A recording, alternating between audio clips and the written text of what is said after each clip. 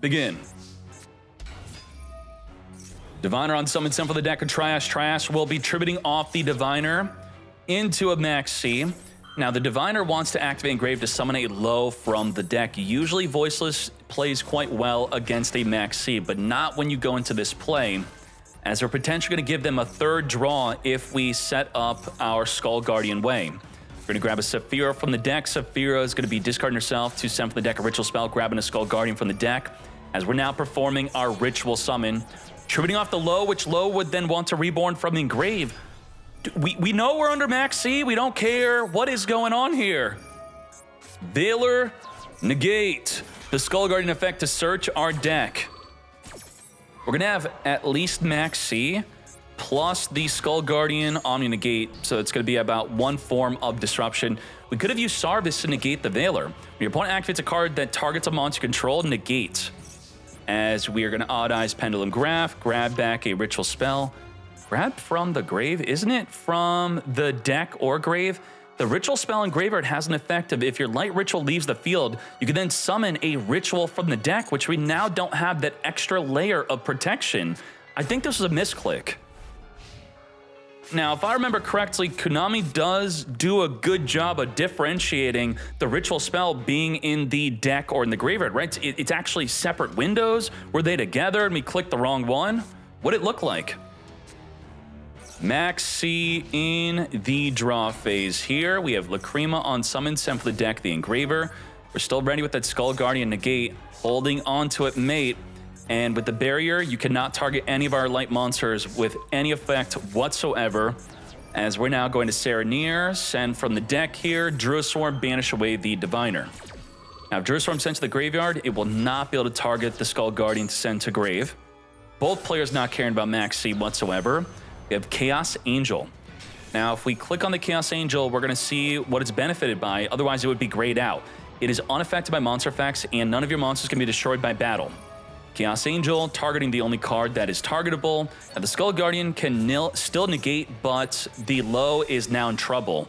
And also, you can be targeted by card effects. Wow, we really going all in. Weiss, Lightsworn Archfiend is here. Return back the Felice. Let's mill the Felice that we put on back on top of the deck as we now go into a Baron de Fleur.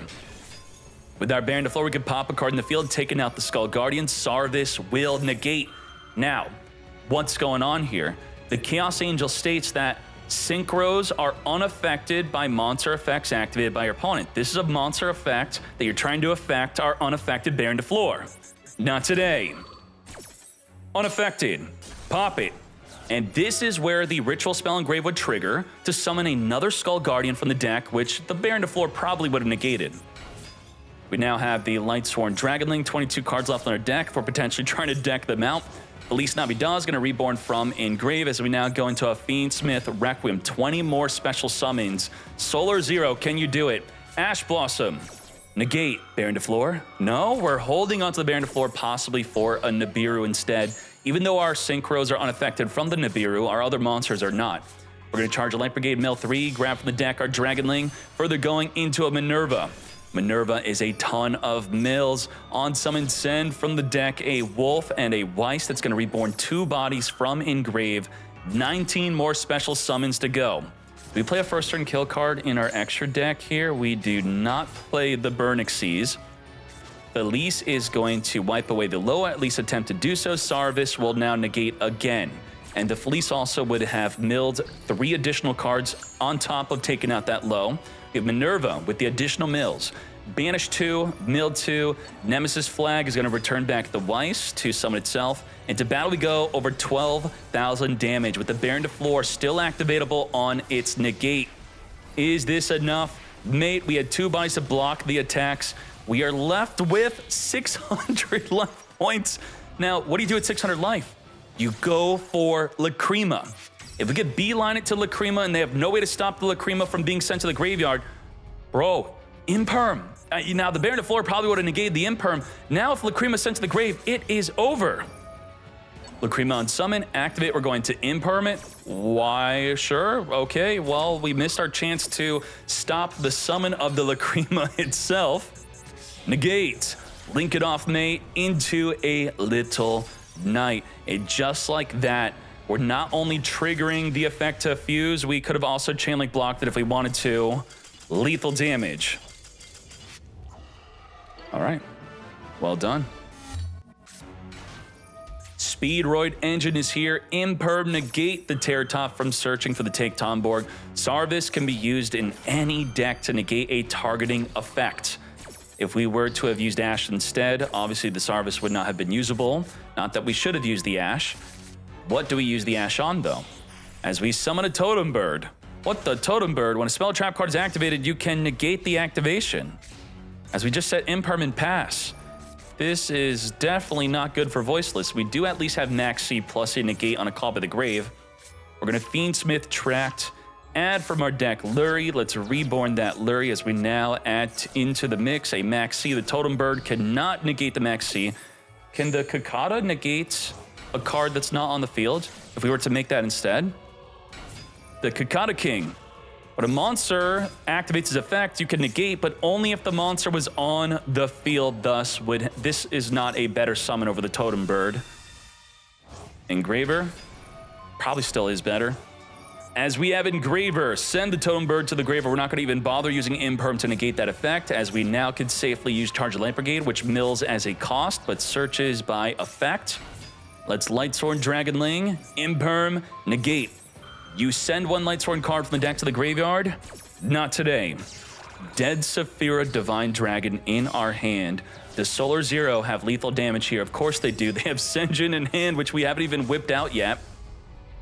Fiendsmith, Desiree equip, as we now whip out the Senjin engine for more than lethal damage. 2-0 victory. Let's go. Are you ready? Crystron versus Dark World. Begin. Oh, Dark World needs to have a way to discard their cards, which we did not. It's not Dark World, though. It's actually Purely, right? I see one Dark World monster, and I'm thinking we're Dark Worlding it up. Let's Maxi in response to the Sulfaneer. Sulfaneer is going to pop itself here, also summon an additional body on the field. That was a draw 2, thank you. As we have Imperm, DD Crow, and a Max C. Now, the Tristaros is also a form of disruption, which will now put this at 3. Tristaros, in response to the My Friend Purely, is going to get hit with a Max C. Now, this is quite devastating because it's a draw 2. It's a summon, then a Synchro. We do have the ability to now negate the effect on field of My Friend Purely, attempting to search the deck. Negate, as the Purely Leap, unfortunately, is not in permanence. No search for you. Negate and destroy. Bro, we drew 2 off Maxi and still dead? What the heck is going on? EMG no longer has to deal with Maxi as we send for the deck with Foolish Burial, the Smiger, which we're going to have to preemptively banish because it's a cost to banish itself, as we use the Dragster to negate. Now, Rivalry of Warlords is going to ensure that Crystron can only have machine-type monsters, which they naturally do anyway. Droll and Lockbird on the add of the inclusion, thus the inclusion can't further add another card from the deck. Let's reborn the Sulfaneer, pop itself here, summon from the deck a Tristaros, activate inclusion, even though we don't care to search. We just have it on the field to pop with our Sulfador. Sulfador on summon, send 2 cards from the deck here as we further link this up into a Clockwork Knight. Clockwork Knight is going to target the Dragster, and we're now going to reborn the Dragster back on the field. You what, mate? Target a machine with 1,000 or less attack in your grave, tribute a machine, and then special summon it back. And the Dragster, guess what? Is not a hard once per turn. It is activatable again, ready to negate whatever potential background cards you have, mate.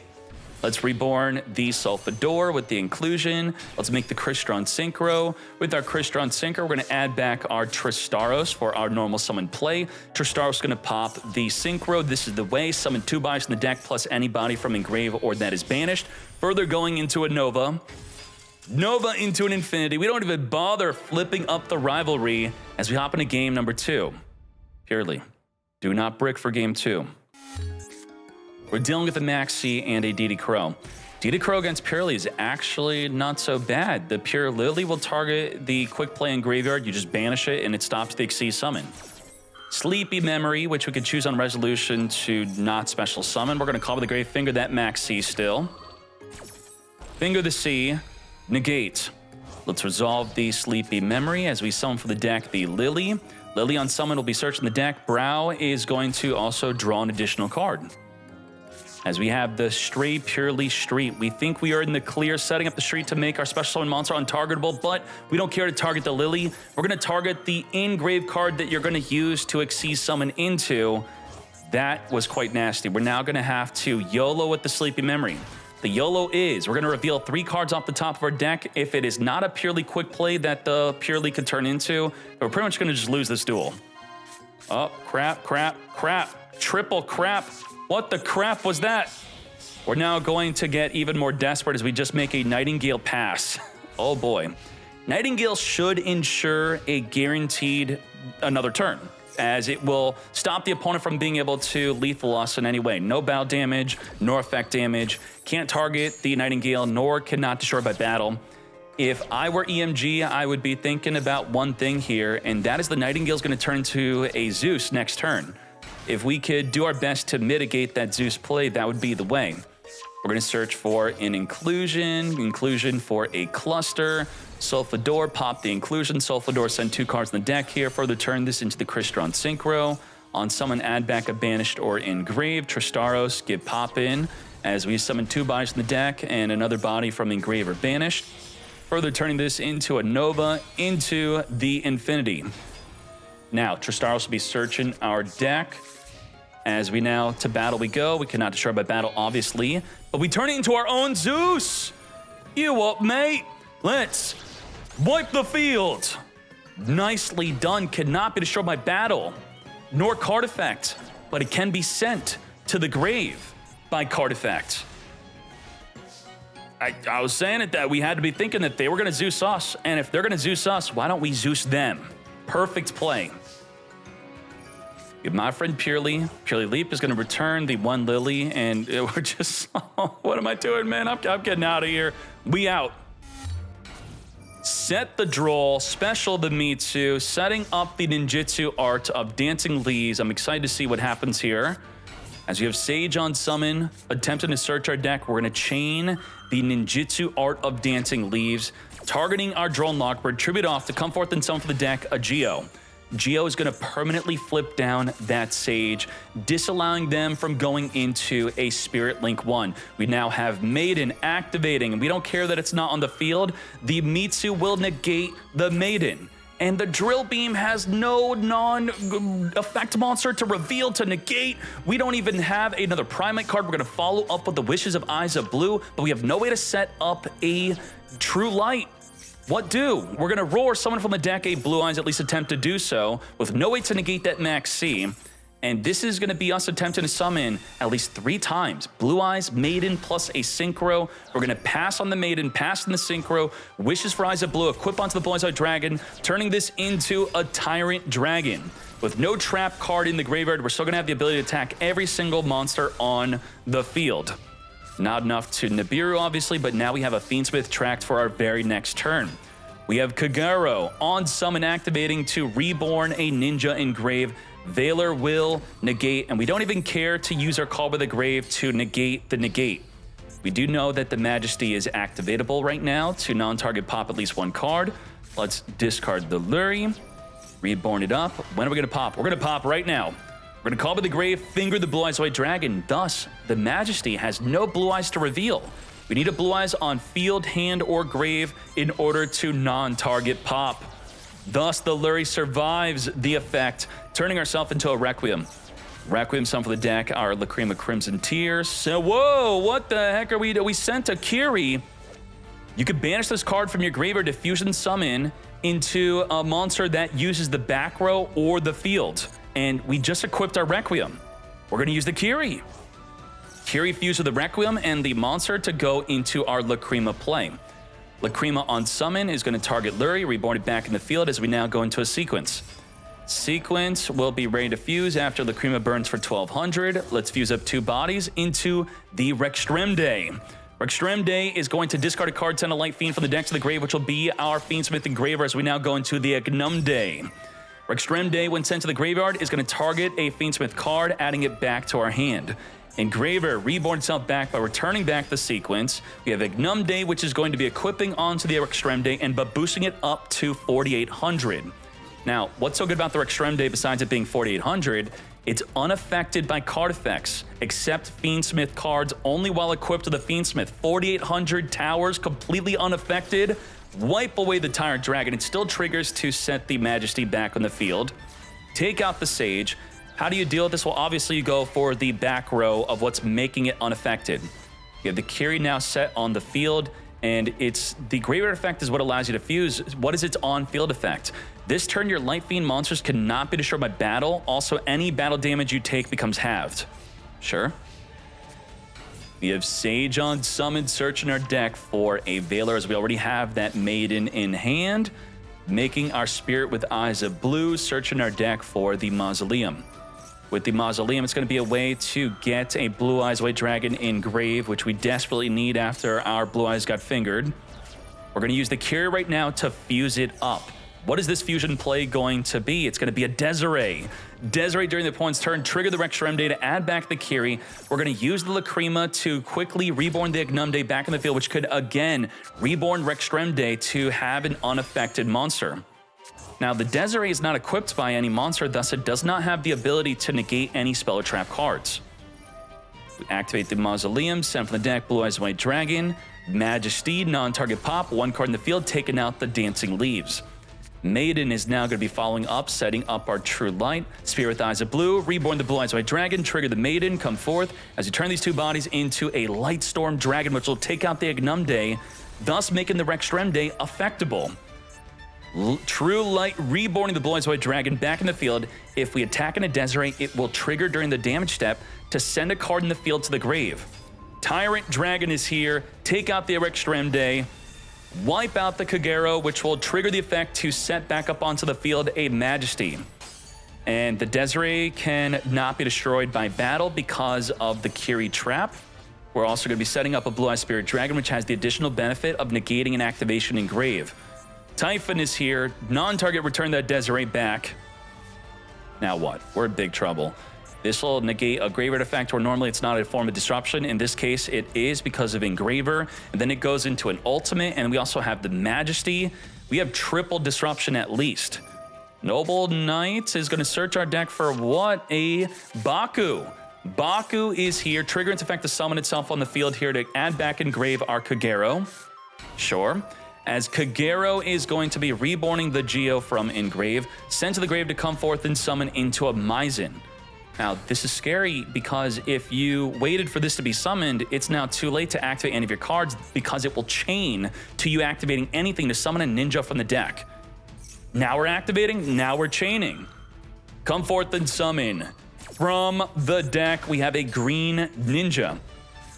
Let's set up a Wishes into our back row. Sure, Spirit Dragon's going to jump off the field early into an ultimate Spirit Dragon. So we had the ability to negate a card in grave, and now we have a vanilla 3500 with no effect because the Typhon is stopping your own ultimate from activating. Engraver can now safely reborn with no spirit on field. As we're going to be linking that off into a Requiem. Requiem's going to jump off the field into a Crimson Tear, send from the deck Engraver here. We're going to send two bodies for the Yagumaru, which we're going to flip a monster face down and also banish a card on the field. Take out the Majesty. Be gone. As we flip the Ultimate Spirit, not even activatable, directly attacking with our ninjas for game. No way. Maizen giving you the ability with your ninjas to directly attack. Normally, Fiendsmith is incredibly cringe, but comboed up with the Extremde, I think it's a lot cooler. Thank you, Slayton. I am happy to see more in Game 2. Let's do it.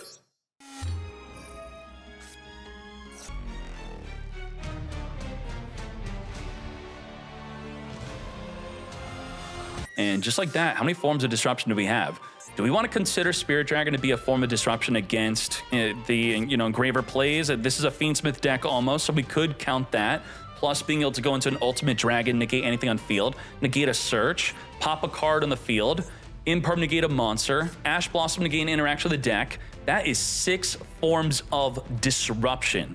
We do have Cross Out, which could negate Imperm, Call with the Grave, which could finger the Ash. We could jump into Ultimate to protect our Ash from getting fingered, which may be our play.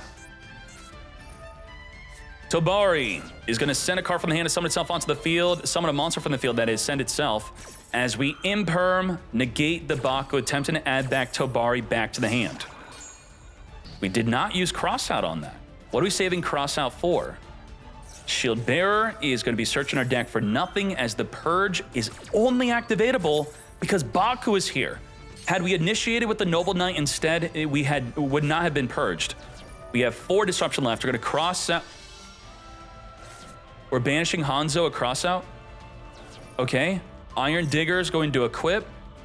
Neo Ultimate is going to negate the Iron Digger. Iron Digger is only if sent from the field to the graveyard can you target your banished card. You know, things went bad. Things went really bad, but that's okay. We're going to hop into game 3 with the Ninja Way. Let's do it. Begin. Hidden Village of Ninjutsu Arts plus our Dancing Leaves. Not ideal, but it's the best we could do. We have Maxi in the draw phase, Call by the Grave, finger our C. Is this unfortunately the end for ninjas? Now, I'm a big fan of the Ninja Gaiden franchise. I only played the first one on Xbox, 20 years ago? So maybe that's going to be another game I'll be playing as we're talking about ninjas here. Ninja Gaiden 4 should be in a month or 2. I don't even know. Sage on summon. We're going to use the Dancing Leaves targeting our Kagero to summon a ninja from the deck. This is going to be the Geo. Geo is going to be activating on summon to permanently flip down the Sage. Thus, you don't get to link off. We're also going to be triggering the Hidden Village. We're going to add the Kagero and Graveyard back to our hand, as the Hidden Village now gets wiped away by the Ogre. But it can protect itself by banishing the target we wanted to add to our hand, instead being banished to protect the field spot to keep it on the field, as the Maiden sets up in the back row a True Light. Roar of the Blue-Eyed Dragon summon from the deck. Our Blue Eyes White Dragon, trigger the Maiden, Reborn. Unfortunately, the Dancing Leaves effect is only on flip. While it's already face up, it can only return itself back to the hand, as the Tyrant Dragon wipes out the Geo. No trap engraved to reset. Reborn a Blue Eyes White Dragon within the battle phase. 3k to the face. Let's main phase 2. Synchro this up into a Lightstorm Dragon. Lightstorm Dragon wiping away both background cards. We're going to summon a Nibiru right here, right now, because we likely are identifying that their next best play is going to be going into a Hieratic Seal, which would trigger off of the Nibiru, summon a Magnum Hut. Magnum Hut could then search for a barrel to be used on the very next turn.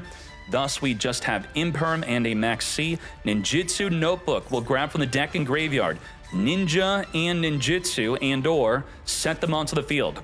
We have the Iron Digger equipped onto the Nibiru, boosting it up to 3,500 and turning it into a Ninja. On the attack, we're going to be Reborning Blue Eyes, further triggering the Maiden to reborn itself onto the field. Attack into that Maiden as we just end our turn. Beyond the 500 attack boost, is it really doing anything? Not so much. We have to deal with the Geo without attacking into it, because on flip, it will be triggering. We are going to simply take out the Nibiru with the Iron Digger, which will trigger to summon the Kagero onto the field. Geo on the attack is going to get wiped out. As we're now on our turn, we have a Shield Bearer in our hand as we flip up Kagero to reborn back in the field the face down Geo. Negate the Kagero. Now, if you're wondering why the Geo did not activate its flip effect, where it specifically says flipped face up, target 2 face up cards, can't flip a token face down, and we can't target Blue Eyes due to True Light. We're going to use the Shield Bearer to search our deck, Purge, Negate. Oh boy, this is not looking good. The Ultimate Fusion is a form of disruption. This is the end for ninjas, but not the true end. I hope to see more from Slayin in the future. He got really unlucky, right? I think even not just game 3, but there was another duel where we're not really doing much. We had to set a freaking Droll and Lockbird. We're just not drawing well. Begin.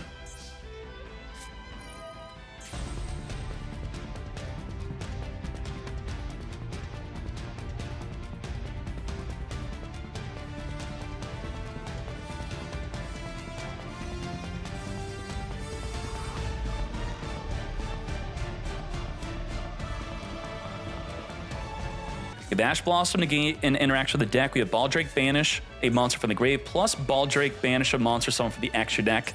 Masquerena into Little Knight banish on summon, plus secondarily banish. Now, do we have another disruption? In grave, if we see there is a Crimson Tear. Crimson Tear could reborn the Ignumde, which could then reborn the Desiree, which could then negate anything. Also, if we use the Desiree with the Masquerena for the Little Knight play, it will trigger to send a card from the field to the graveyard, giving us a total of 7 forms of disruption with the chance of regain drawing an additional hand trap. Pretty good. We do have Call of the Grave, though, which could stop some good play here, I'm sure. Ash, negate. Call of the Grave, finger the Ash instead of the Crimson Tear play. Crimson Tear, chain to the finger here. Reborn back on the field, our Ignumde. Ignumde is ready, which can negate the Golem, activating from the back row to summon. Add a Druid Swarm. As we have the Golem, now the Ignumde is going to get messed up by the Druid Swarm. What do we do? As we go into our Little Knight. So Little Knight on summon is going to banish a card off the field, say goodbye to the Golem. We have Regain triggering to reborn the Magnum Hut, and he takes the bait. We had Ignumde not being able to reborn a monster because of the Druid Swarm. Little Knight's going to banish away the Lightsworn. Baldrake is going to chain banish our own monster, thus you can't even summon your Druid Swarm. We have Baldrake. We have Desiree. I think those are our last forms of disruption, yes? Wow. Nicely set up. Very well done. Let's hop into game 2. Begin. We pass. We pass. We pass. We have no play. You what, mate? Ash. Negate the Sen'jin effective summon from the back row. Searching for a Magnum Hut with the Lubellion. We were watching. Okay, I don't know why I was thinking Daradurn. Daradurn, I thought you were playing Lightsworn. I guess there's another Lightsworn user. Banish away the Veiler as we chain our own Magnum Hut to banish the effect Veiler. Yeah, Lightsworn is not getting very good. Daradurn is the tier limit player, actually, right? I'm getting completely messed up. We have Dragonling, which is not triggering, unfortunately, as we have the Magnum Hut blocking the direct attack. Banish away from Engraved Magnum Hut, search for a dragon in the end phase. Further in main phase 2, we have a Chaos Angel. Unaffected by monster effects, on summon, banish away the Call by the Grave. Manish. Say goodbye to the Dragonling, as we're left with a Veiler Imperm and a Towers. And you should all be thinking with your own deck, how do you deal with a Chaos Angel unaffected by monster effects and cannot be destroyed by battle? Well, Imperm would be one of those ways. Sen'jin is attempting to summon for the back row. Imperm, negate the column. Nicely done. Negate. As we have Lubellion searching our deck for another Bestial. Let's tribute off the Magnum Hut to set up into our back row regained. Let's not as the Veiler negates. We still have Fiendsmith plays by summoning our Serenir here into the Moon of the Closed Heaven. Let's banish away the Magnum Hut. Link this off, of course, into our Moon. Now again, Angel can't be destroyed by battle. Unaffected by monster effects. Do we have to rely on our impermanence? Did we have any other way to deal with it? Let's equip as we now summon the Princess. Let's reborn our Engraver. Turn these two bodies into an M7. M7 will target a card in either player's graveyard. We're going to add back the Engraver. Engraver search our deck for the Tract. Tract, search a Luri to essentially reborn that Luri, but from the graveyard. As we now turn these two bodies into a Sequence. Sequence is going to be fused in the graveyard into our Fiendsmith Lacrima. Target the Crimson Tear, reborn here. Turn the two bodies into an Ignumde. Ignumde is going to be reborning the Crimson Tear. Center two back row for the Doom Dragon here. Turn those two bodies into a Masquerena. And now end our turn. Now, looks like the Imperm will just simply be good enough to deal with the Chaos Angel. As we Crimson Tear, attempt to reborn the Requiem here, successfully doing so. Requiem jumping off the field to summon for the deck. Our Crimson Tear again. Send for the deck the Fiendsmith in Paradise, which will trigger on a special summon as we Imperm negate, and then have the ability to set up with the Masquerena into a Little Knight banish play. Little Knight on summon. banish away the negated Chaos Angel, and just like that, 2-0 victory.